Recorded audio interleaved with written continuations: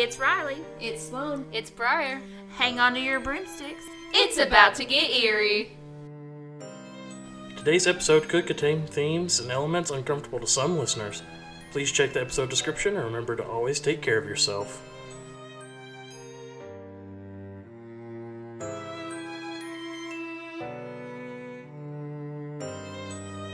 So, my cryptid for this episode is going to be the Thunderbird, which I don't know if either one of you has heard of it before, but it's this big, huge bird-like creature that, I know what I've heard a lot is that it will come down, pick small children up, and take them away.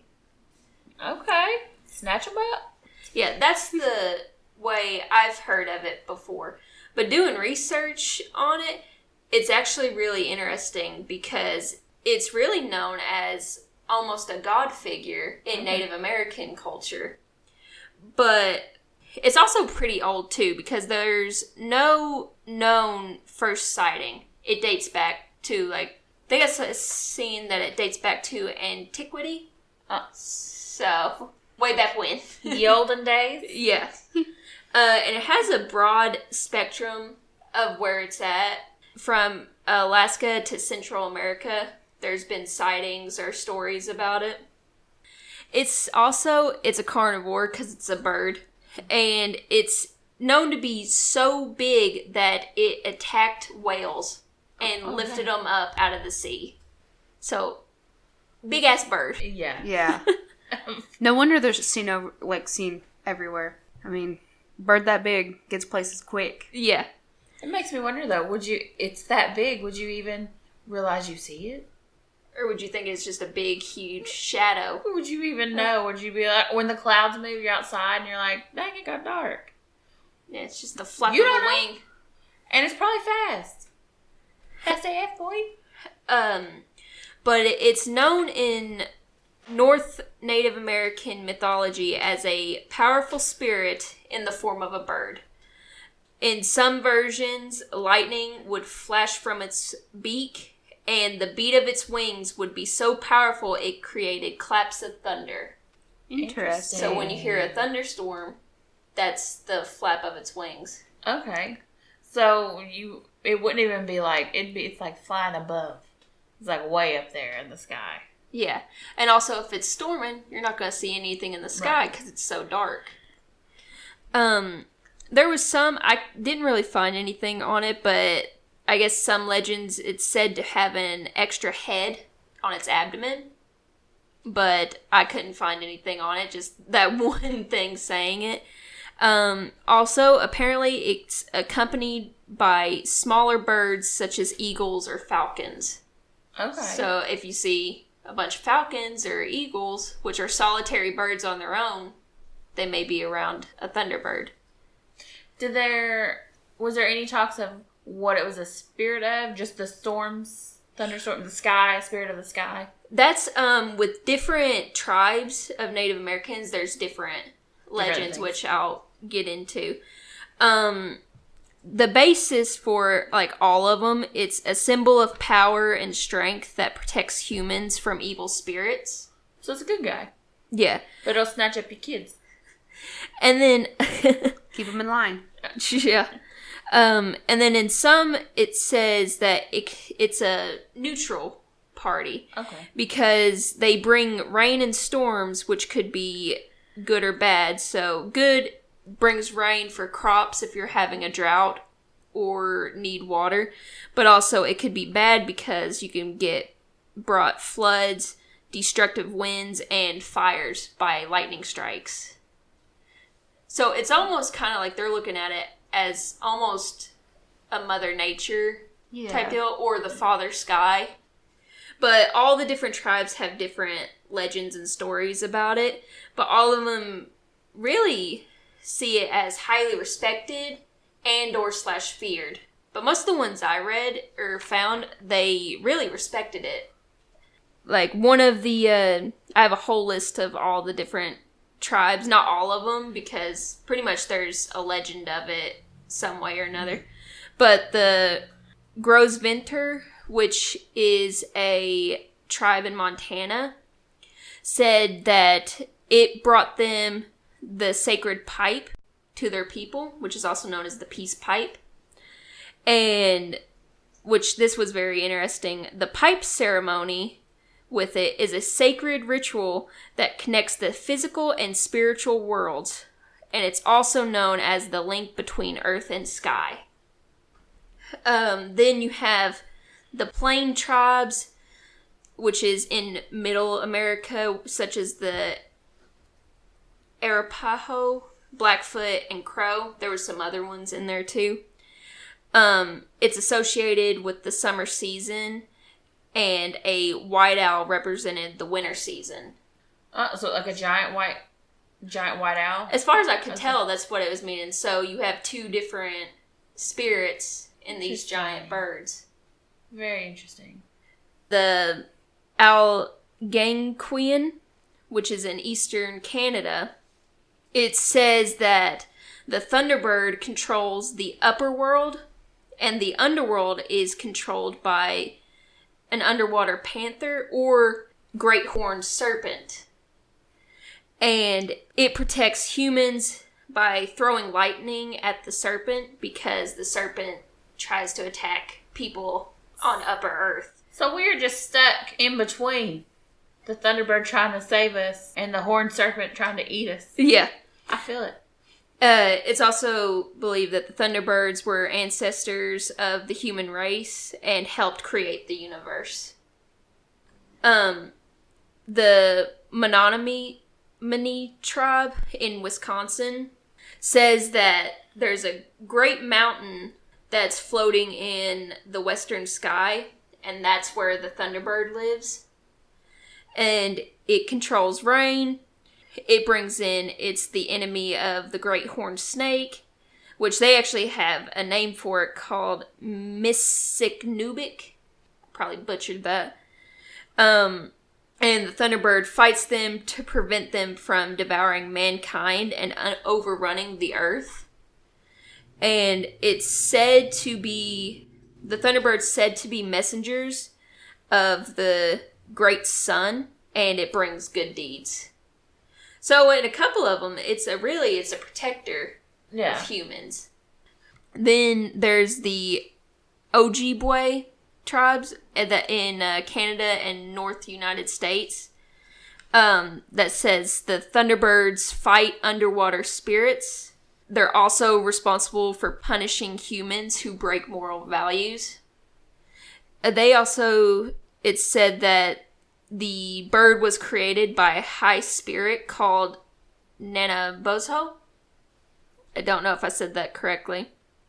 It goes into interesting things about how it migrates to the Ojibwe lands during spring and stays until fall is over because that's the season for the underwater spirits to attack people.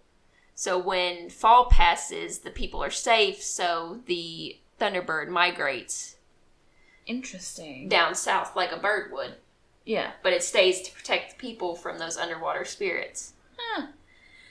And then I have two other tribes. The Winnebago, which is in Nebraska, says the Thunderbird has the power to grant people abilities.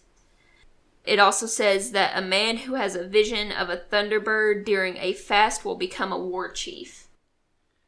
So it's a very powerful being. Yeah, that's what it seems like. And I keep getting, like, visions of... Is this... Because, like, you know how they say, like, the Earth is really, like, on the big turtle's back? Yes. Yeah. So now all I keep thinking about is these big, giant animals. Like, we're riding on the turtle... We got the big Thunderbird or the big white owl. I'm like... Yeah, well, then you have the great horned serpents that are... Which I've seen some. Or the water panther. Yeah, Yeah. That's pretty interesting. I've seen some stuff with the serpents, and I wish I had looked for more detail. It's actually on TikTok. And I don't know if you've seen them. But there's some of those, like, stones where they look like big, giant snakes. Yes, I've seen them. And I'm wondering if... I don't know if that's... Or there's just the creatures in the show that, like, pictures of them in the mythology. But I'm wondering if that's what those are, or if it's something different. But those are always freaky. Yeah. And they always do that Viking song, and it gets you, like, your heart pounding. And so I would appreciate a Thunderbird snatching them suckers.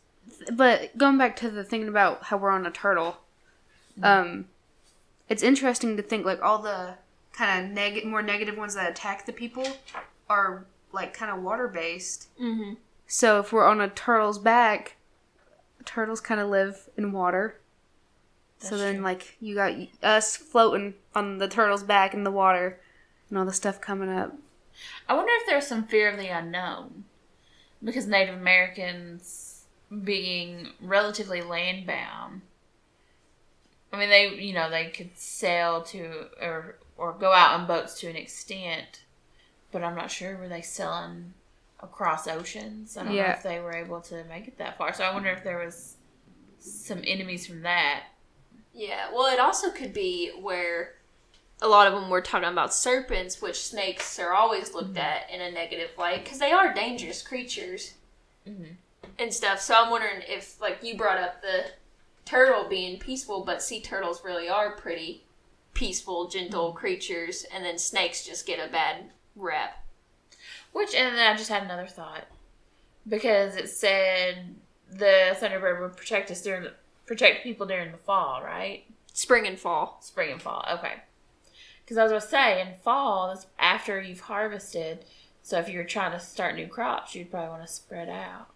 But I don't think that falls. It's like maybe they were trying to go in the ocean and expand, and that's when people were getting hurt. Yeah. Who knows? I just thought that was interesting because it comes to the land during spring and stays until fall is over. Mm-hmm. And then it moves on. And then comes back to protect them again. And what was it? It's talked about spirits. Was there spirits in the ocean? Underwater spirits. That's the Ojibwe. Okay. Because then you talked about how they snatch whales up out of the water. And I was like, oh, they snatching whales and evil spirits. Yeah. Whales are evil spirits, apparently. Maybe. Well, it's got to eat, too, so. Yeah.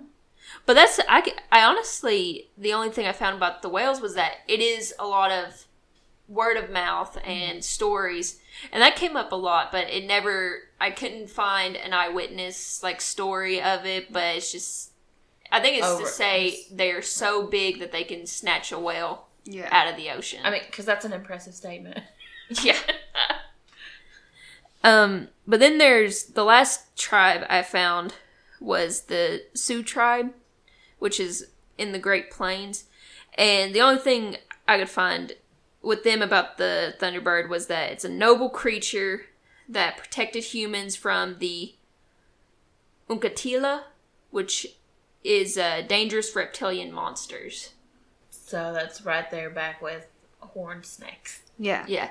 Which, if you look at it, also, if this is just a story and there's not an actual big giant Thunderbird, what do birds mostly eat? They eat a lot of reptilian creatures. So stories could happen from watching hawks or eagles swoop down up and grab a snake and kill it. Yeah. So then that just kind of became the representation of good and evil. Yeah. Which is also interesting because you always look back, even in biblical stuff, it's always the snakes, the reptiles are always the bad, and then birds and stuff usually are the better ones. Right, they're always the peaceful, the good ones. Yeah. Well, just look, the wise old owl. Even in Greek mythology, didn't Zeus have the ability he would transform into a giant eagle? I'm not sure. I feel like I vaguely remember that. Don't, like, doves also have some sort of significance to something? They're like they're a peace bird. Yeah, there we go. Mm-hmm. Peace and I think maybe love, but mostly peace. A lot of peace. Yeah, so that's it.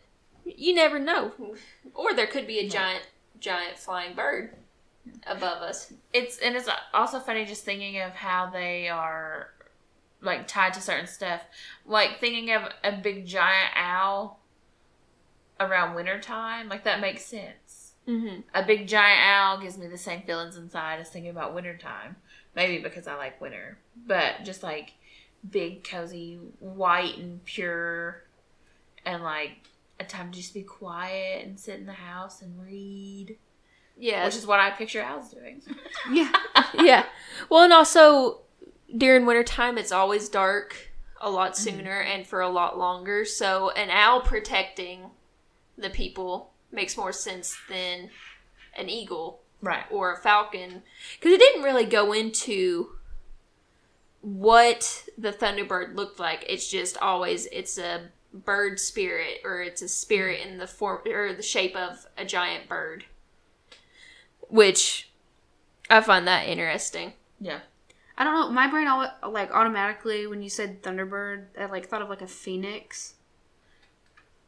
I get that kind of image.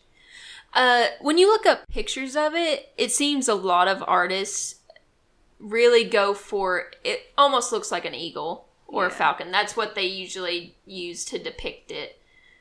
But as far as I could see it, there was nothing saying, no, it don't look like an eagle, it looks like this type deal. Which I guess, eagles and falcons are kind of the top of the bird food chain, almost. I would say, especially, and they're large. As far as the big soaring birds go. Yeah. Could you imagine, though, a giant vulture? One of the turkey vultures? Horrifying.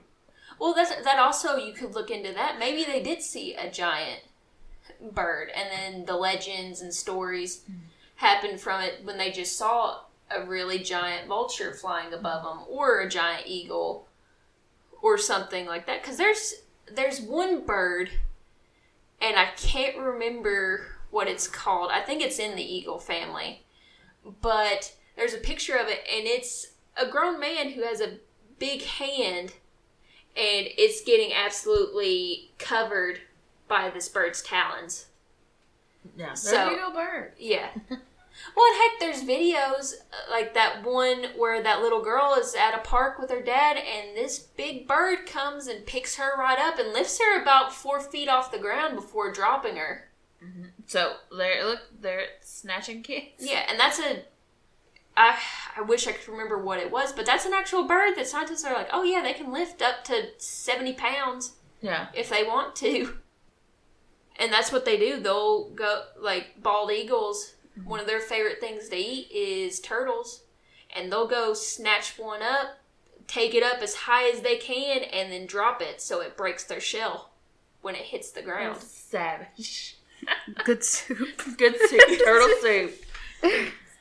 But also, this is me going on a tangent, but this is a cool fact that I like. When bald eagles get to a certain point in their life, they can either decide to die, or they can add extra years on their lives by breaking their beaks, so their beaks can regrow, and I think they pull out their talons so they can regrow, and then I think there's something else, but I thought that was very interesting. Yeah. Was that they can either be, this is my end of the road, or I want to live longer. My time's not done yet.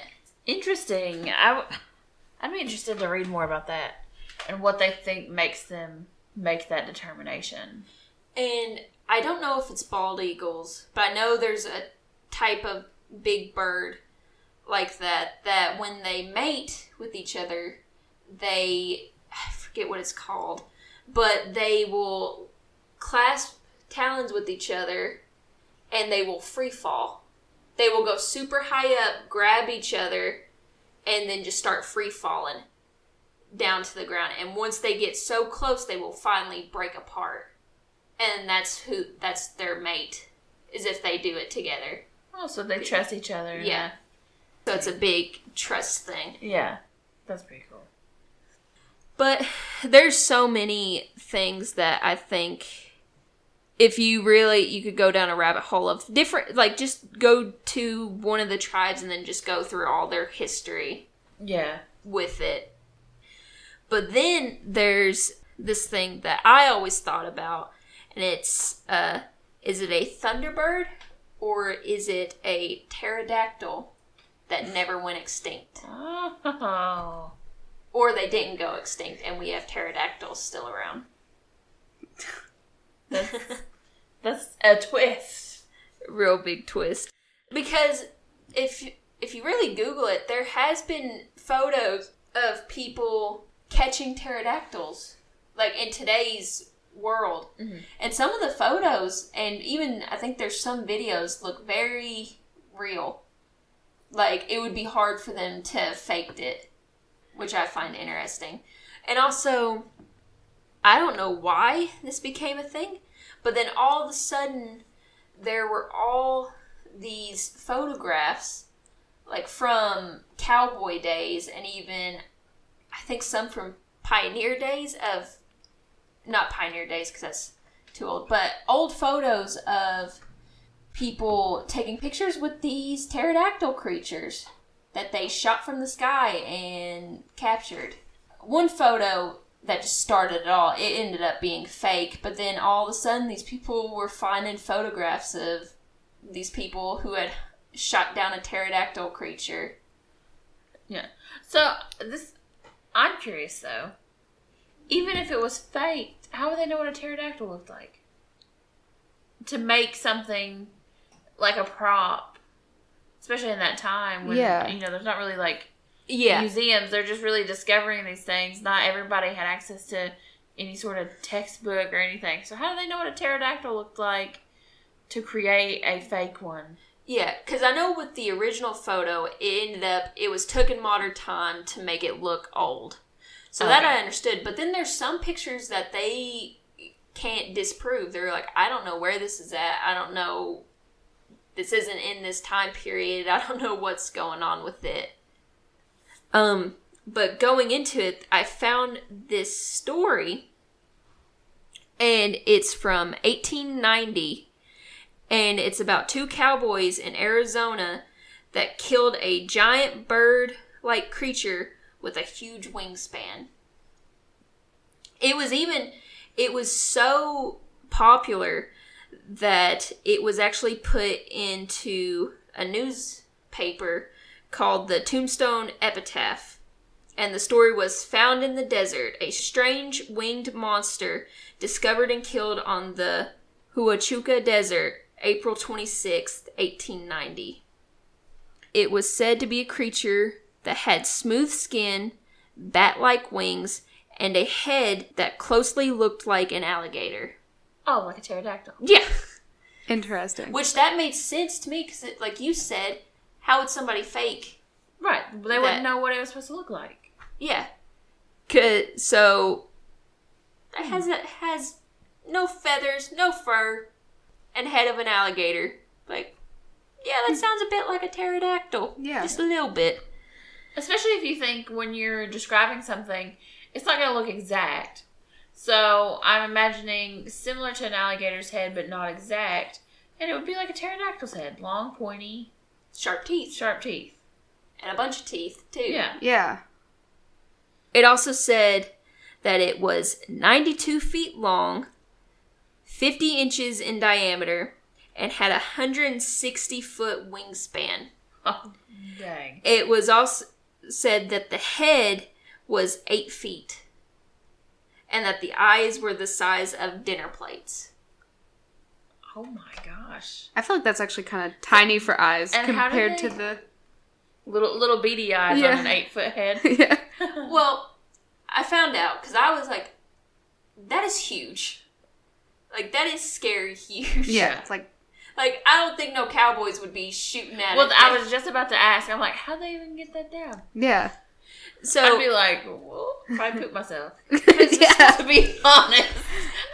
Because the story is that they were riding on their horses and they saw this really big winged creature that their horses were too spooked to chase after. Smart horses. Yeah. So they shot at it. And there was a couple stories of, one said they brought it down and killed it and then brought it back to their town and it was hung up on a barn. And it took the entire width of the barn because it was that big. Another one said that they killed it, but it was too big for them to take back to their town. So they chopped off a chunk of the creature's wing as a souvenir to take back. But then I found out in 1970, a man named Harry McClure said that he knew the two cowboys when he was a boy. And he said that all they brought back was the story of the creature that they saw. And that the wingspan of the bird was more like 20 to 30 feet. That's still big. It's still big, yeah, because I looked that up and I was like, that's still a massive creature. So it still was a terrifying story. But where they did try shooting at it, but they missed it, and they were going to try to chase after it, but their horses were too afraid. They were too afraid to get off their horses. Yeah.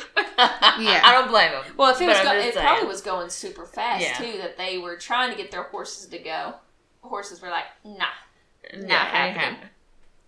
So all they came back with was the tail of their And then it turned into like a fish story, and they were like, had an 8-foot long head and 120-foot wingspan. Yeah. But still, that's a giant creature. Oh, yeah. I mean, I don't know what I would do if it was flying over me with a 20-foot wingspan. I mean, that's enough to block out the sun. Mm-hmm. You know? Yeah.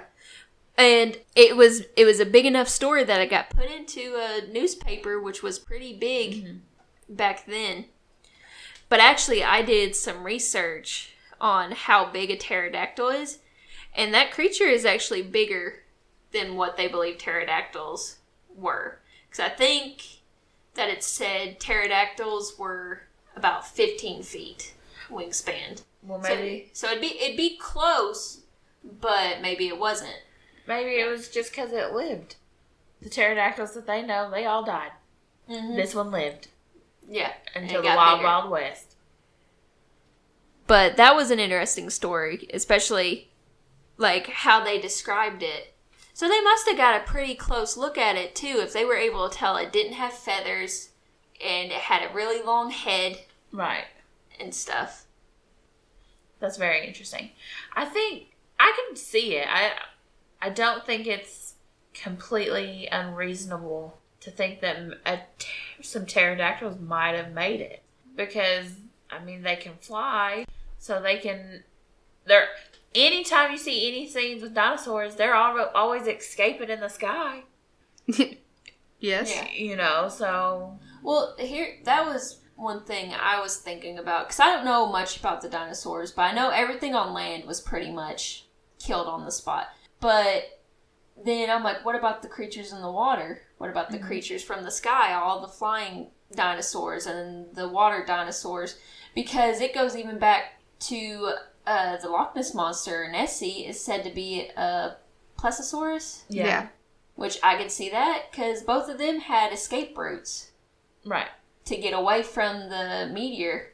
Or even, even if you lean more towards...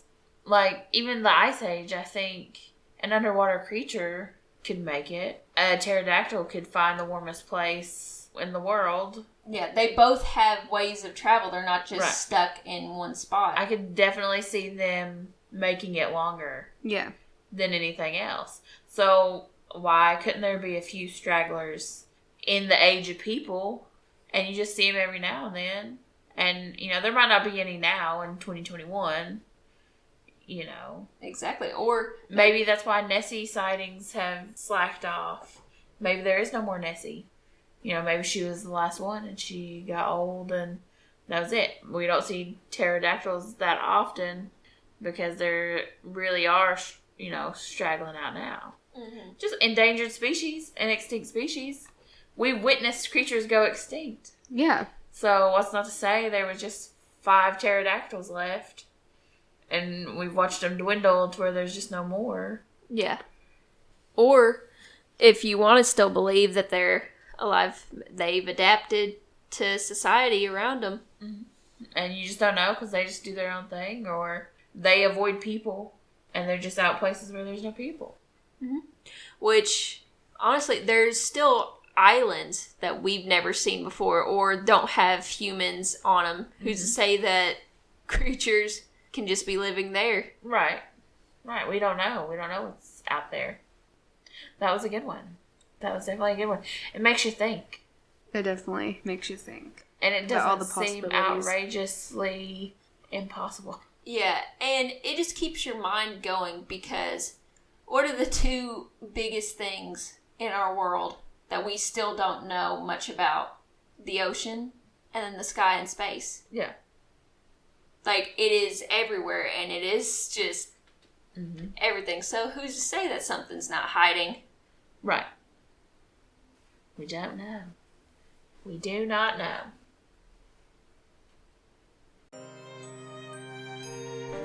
Thanks for hanging out with us. Until next time, Remember, you can find us on Our own website, Facebook, Instagram, YouTube, Twitter. and even Pinterest. links are in the description. As always, stay weary. Stay leery. And stay eerie.